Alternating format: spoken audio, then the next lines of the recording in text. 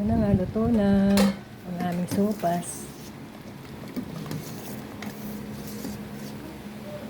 Alright na sa timpla.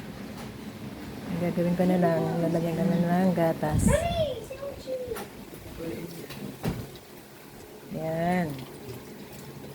Sarap-sarap na naman yung kain ni Brayden. Yan. O, diba? May mga favorites na mga ano. Yeah, yan. Konti na lang. Konting init lang. Huwag naman pakuluin. Luto na eh. You wait.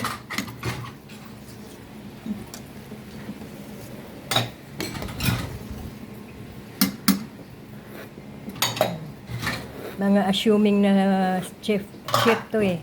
Kaya lahat tinitikman yung mga luto ko kung pasado ba. Yan. Okay, alright ba ang lasa? Pwede na. Pwede na. Hindi masarap. Medyo matabang. Matabang ng konti. Wala ako pakita. Oh, bakit? Gwapo ka naman Yung cellphone mo ito. Ayaw aminin na gwapo. Adi pogi na lang. Dito na lang. Yan o. Pinipili na alaman. Ay puro ano yan. Atay, balon-balunan, at saka leeg ng manok. Ang sahog ng aming sopas. Yan na, okay na yan.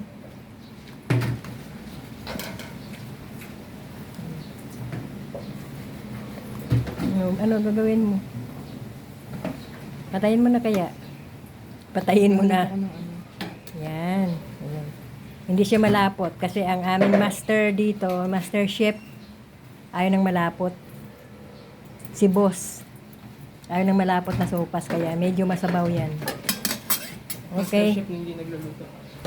Master chef, pero hindi nagluluto. Minsan lang. Si Mando lang yung Mando. Okay, thank you for watching. I hope you like it.